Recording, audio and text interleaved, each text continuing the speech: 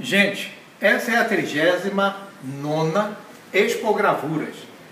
É uma exposição da avaliação feita por os colegas de vocês no semestre passado. Eles cederam, emprestaram esses trabalhos deles, produzidos aqui no semestre passado, com o intuito de promover essa exposição para subsidiar vocês que estão agora começando a produzir. Então,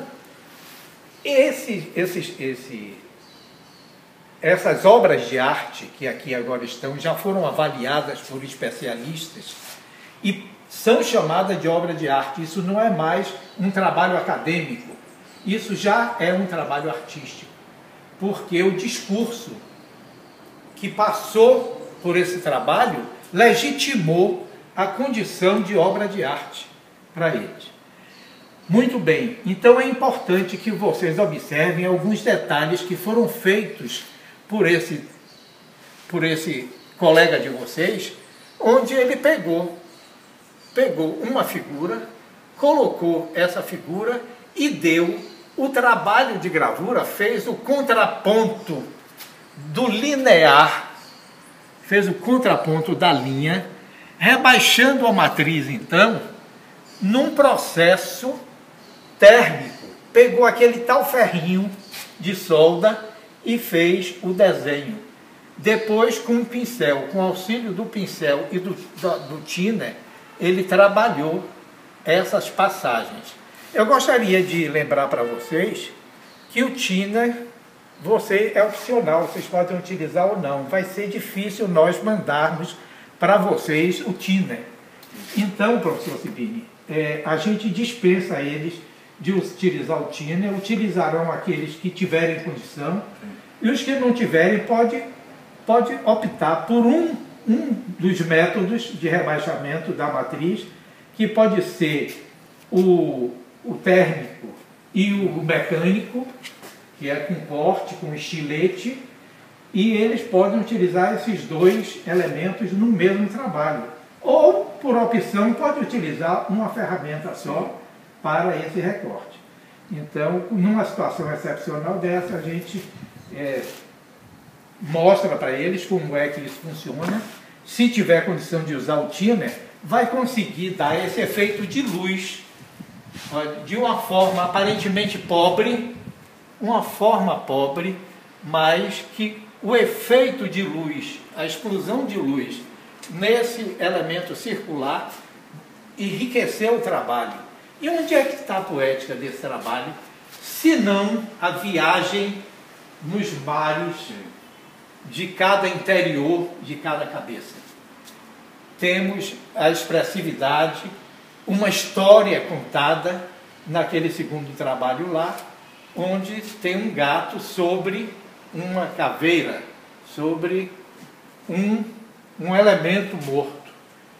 E vocês notem que esse trabalho, se ele fosse só linear, iria ficar pobre tecnicamente, mas o isopor dá para a gente essa condição de utilizar a textura do isopor como elemento que vai dar essa composição tridimensional, vai dar uma força ao trabalho, que vocês vão notar que mesmo o linear da figura desse gato sobre o fundo, esse linear, ele não ficou pobre graças ao que tem de textura do próprio isopor. Então, ele se apropriou do material para tirar partido do trabalho. Esse trabalho aqui é um trabalho que tem impacto. É um trabalho que foi feito com o quê? Foi feito com o thinner. Com o thinner, ele foi retirando, foi rebaixando e deixando que ficassem fragmentos superiores, gerados pelas pérolas do isopor, que ficaram mais altas e criaram esse efeito dimensional de fundo sem precisar descrever tecnicamente o efeito do isopor. Aqui nós temos também o Tiner valorizando um trabalho aparentemente pobre, mas um trabalho muito rico em história. Tenho certeza que se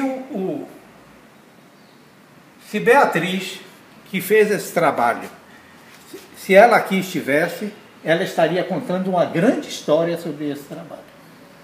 E aí é onde está a poética, a poesia, que está intrínseca num trabalho aparentemente um trabalho técnico, mas não é.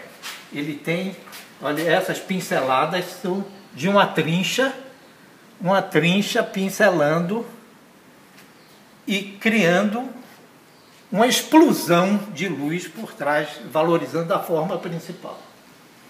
Esse trabalho é um trabalho simples, porém grandioso. É um trabalho que tem muita história, é uma figura conhecida do mundo todo, da nossa juventude, e que foi representada com sem muito esforço físico, mas com esforço mental muito grande da busca do resultado plástico e poético do trabalho. Para o restante da exposição, para que a gente pudesse passar esses trabalhos como referência para vocês que vão começar a fazer um trabalho de gravura. Não tem problema que vocês copiem uma forma. O desenho de vocês pode ser qualquer um, gente. Não precisa ser autêntico. Vocês podem copiar um trabalho de Leonardo da Vinci. Não tem. Ou um trabalho de Paulo. Vocês podem copiar o trabalho, só que tenho certeza que vocês darão uma expressão pessoal ao trabalho quando estiverem tecnicamente atiçados a isso. Você me permite, professor? Claro, claro. Essa introdução do aluno no meio gráfico, né, com a matriz de isopor, você comprova aqui na exposição, né, como você disse, né, as gravuras originais, que elas estão firmadas, né, assinadas pelos alunos. Você percebe essa exploração tanto nessa modalidade direta do corte com estilete, né, com uma ponta de riscar, com preguinho, como você falou, como esse meio indireto, né, que é com... Paulinho, com licença. Com thinner, com um instrumento térmico, né, com o ferro de soldar. Então você percebe como que o aluno ele consegue explorar, né, nesse primeiro contato, né, nas artes gráficas com o isopor. Né, ele consegue explorar com material simples, barato. Então eu acho que é uma bela... Bem levantado, Sibini, porque ele é capaz, ele vai descobrir que é capaz de criar uma obra de arte. Sim. Por quê? Por que ele vai descobrir isso? Porque o trabalho dele, que ele aparentemente deve ter sido criticado em casa, você não sabe desenhar, você não sabe desenhar, mas aqui não é o desenho. Sim. Aqui está o que está por trás do desenho, que é a poesia. Sim. A poesia é você pegar o simples e dar a ele sentimento, emoção, e isso a gente sente no trabalho deles. Um trabalho desse aqui, ele tem um envolvimento diferenciado em relação a essa poesia. Ele é um trabalho aparentemente conhecido, tem referência. Sim. Mas uma bailarina dessa aqui, essa bailarina saiu de dentro da pessoa. Sim. Ela não existe, ela existe na pessoa, existe nessa lua, existe na casa dela, existe na vida dela. E é interessante perceber como, aqui no caso a Adriana, né? Ela rompeu com o formato retangular. Boa. Ela recortou a matriz. Não obedeceu critérios. Rompeu com o formato. Boa. Né? A mancha gráfica dela, você vê um preto intenso, né? Eu acho interessante que... E desse trabalho perante um aluno que está vendo pela primeira vez essa disciplina. Sim. Quer dizer, como isso pedagogicamente influencia o aluno saber que o colega dele, igual a ele, produziu esse trabalho com essas mesmas informações que a gente está dando aqui agora. Então, o que eu acho interessante, Júlia, é que nessa introdução que a gente estava comentando anteriormente, nesse meio gráfico, né, com a matéria plástica, o isopor, né, que você pesquisa há muito tempo, o aluno tem essa produção, eu chamo de produção intelectual do aluno. No nosso meio, em processos criativos, né, a obra de arte, o que ele finaliza nesse processo criativo é a produção intelectual do aluno. E o que ele faz com essa produção?